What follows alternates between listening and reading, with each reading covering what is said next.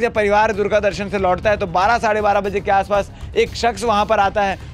उसकी बीवी और घर वालों को बताता है कि भाई दादू की हत्या हो गई है और उसके शरीर से खून बह रहा है, तुम लोग जाके उसको बचा लो। मगर लोग उनकी बात को सीरियसली नहीं लेते हैं। और आप वापस आई ना तो फिर वो लड़का आया था हमारे घर, अनिल, वो बोलता है कि हम लोग उस दादू को मार दिए हैं और उसका बहुत ब्लड आ रहा है, तो चलो आप लोग उसको बचाना करके। तो मेरी सास बोलती है, मतलब उसकी बात में यकीन नहीं किए कि शराब के नशे में है तो कुछ भी बोल रहा। तो मैं ना कॉल की अपने पति को कि कहाँ है ऐसे करके, तो उनका दोनों नंबर ना स्विच ऑफ था।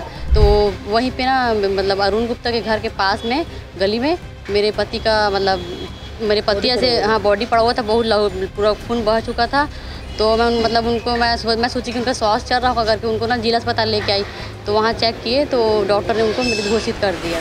दुर्ग जिले में 24 घंटे के अंदर ये दूसरा हत्याकांड जो निकलकर सामने आया है। इससे पहले हमने आपको खबरों में दिखाया था किस प्रकार से पुरानी भिलाई थाना क्षेत्र अंतर्गत पूरे बस्ती वालों ने मिलकर एक गुंडे बदमाश की हत्या कर दी थी, पीट पीट कर। वहीं दूसरी ओर दुर्ग के चंडी मंदिर के पास वाले क्षेत्र से खबर निकलकर सामने आ रही है कि यहाँ पर दादू देशमाने नामक 34 वर्षीय एक युवक की हत्या कर दी गई है। दरअसल आपको बता दूं कि केटरिंग का काम करता था वो युवक, और उसके साथ ही आपको बता दें कि 2016 में दादू देशमाने के ऊपर एक हत्या का आरोप भी था और जिसको लेकर वो जेल भी गया था, जिसको लेकर सजा भी हुई थी। और उसके बाद वो केटरिंग का काम करता था। केटरिंग का काम करते करते कल अचानक नहीं पता क्या हुआ, क्योंकि उसकी धर्मपत्नी से बात करने का प्रयास किया गया तो उसकी धर्मपत्नी ने जो चीज़ें बताई है कि दादू देशमाने कल चुनरी यात्रा, भव्य चुनरी यात्रा दुर्ग में निकाली गई थी, उसे देखने गया हुआ था और पूरा परिवार जो है वो दुर्गा दर्शन के लिए गया हुआ था।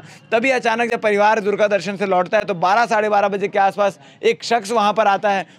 उसकी बीवी और घर वालों को बताता है कि भाई दादू की हत्या हो गई है और उसके शरीर से खून बह रहा है, तुम लोग जाके उसको बचा लो। मगर लोग उनकी बात को सीरियसली नहीं लेते हैं और मजाक सोचकर दादू को फ़ोन लगाने लगती है उसकी बीवी और जानकारी इकट्ठा करने लगती है कि आखिर उसका पति कहाँ है। फ़ोन नहीं उठाने पर वो घबराकर चंडी मंदिर के पास आकर ढूंढती है। फिर अचानक से देखती है कि पुलिस एक और भाग रही है, तो पुलिस के पीछे पीछे वो आती है। तब उसे पता चलता है कि किसी गुप्ता जी के घर के सामने दादू की लाश पड़ी है। दरअसल यहाँ पर आगे थोड़ी ही दूर में लड़ाई स्टार्ट हुई और दादू जो है वो भागते भागते इधर आता है और उसे लगता है कि गली के आगे रास्ता होगा और वो भाग जाएगा। फिर गली के तरफ दादू आता है तो इस गली में दौड़ते हुए दादू आगे बढ़ता है, मगर आगे डेड एंड होता है, रास्ता बंद होता है। तो गुप्ता जी के घर के पास दादू जो है वो वहाँ फंस जाता है। उसको चारों ओर से 6 से 7 लड़के जो है वो घेर लेते हैं और ईंटा पत्थर से मार मार कर उसकी हत्या कर देते हैं, जिसमें से 3 लोग के खिलाफ नामजद एफआईआर दर्ज हो चुका है और बाकी 3 से 4 लोग ऐसे हैं जिनसे पूछताछ अभी जारी है कि उनकी किस प्रकार से इसमें संलिप्तता थी। जो भी हथियार उनके हाथ में आया, ईंटा पत्थर लकड़ी, जो भी चीज़ें हाथ में आई, उन सब से मार मार कर दादू की हत्या कर दी गई। अब हत्या करने वाले कौन थे? दरअसल आपको बता दूं कि जिस हत्या केस में दादू के ऊपर आरोप लगा था, तो जो हत्यारे हैं, जो अभी जिन्होंने हत्या किया है, वो उनको लगता था कि दादू ने ही उनके भाई की या उनके दोस्त की हत्या की थी।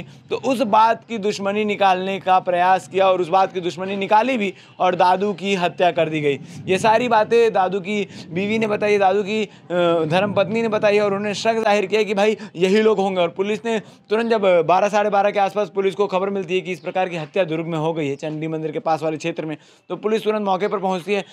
सांस चल रही होती है क्योंकि ऐसा लगता है पुलिस को कि भाई बचने के थोड़े आसार हैं। तो शव को तुरंत अस्पताल जिला चिकित्सालय भेजा जाता है, मगर वहां डॉक्टर उसे मृत घोषित कर देते हैं। मृत घोषित करने के बाद जो है पुलिस तुरंत विवेचना में जुट जाती है और रातों रात जितने आरोपी, जितने संदेही थे, उन सबको हिरासत में लेकर पूछताछ चालू कर देती है। 7 लोगों को हिरासत में लेने के बाद 3 लोगों के खिलाफ नामजद एफआईआर दर्ज हो चुका है। आप आगे वीडियो में देखिए कि दादू की धर्मपत्नी क्या कह रही है, एडिशनल एसपी इस पूरे मामले को लेकर क्या कह रहे हैं। और दुर्ग में लगातार 24 घंटे में जो दूसरा मर्डर, दूसरा हत्याकांड सामने आया, इसके बारे में आप क्या कहना चाहेंगे? और ये बदलापुर की जो लड़ाई है, बदलापुर की जो रंजिश के चक्कर में ये हत्या हुई है, इसके बारे में आप क्या कहना चाहेंगे? कमेंट सेक्शन में कमेंट करके बता सकते हैं। धन्यवाद। वो शाम 7 बजे दुर्गा में चुन्नी निकल रहा था, उसको देखने के लिए जा रहे थे।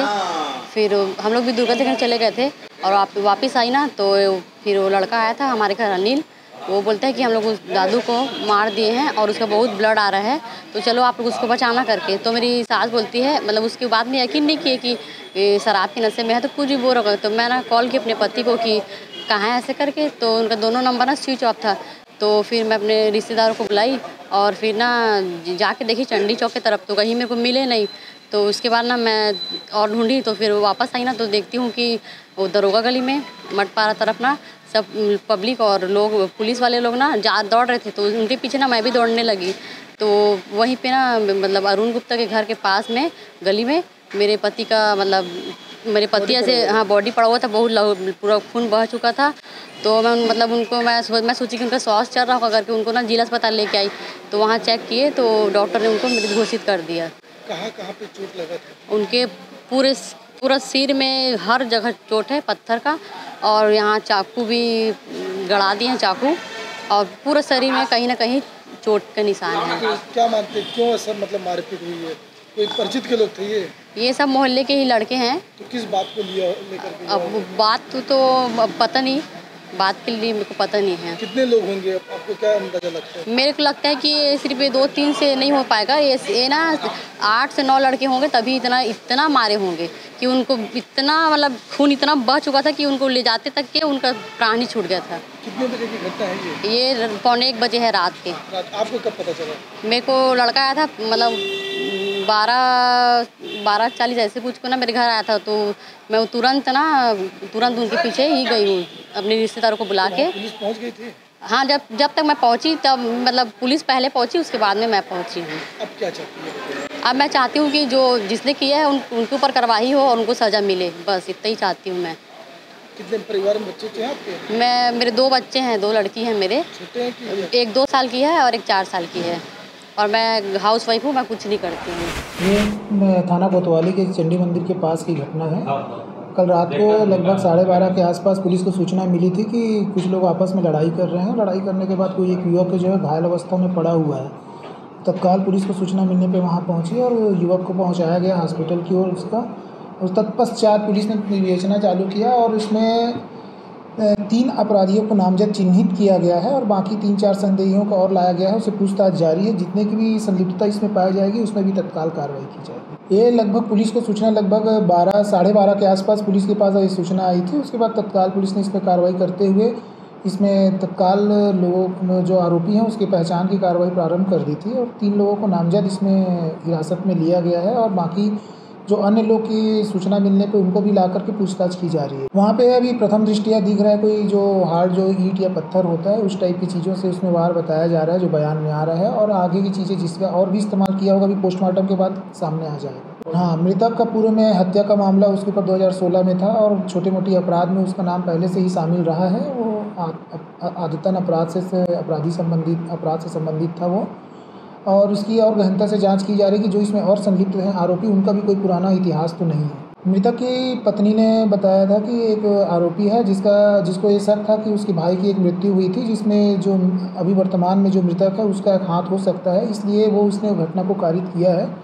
तो उसके नामजद उसका आरोप लगने पर उसको हिरासत में लिया गया है और उससे पूछताछ की जा रही है।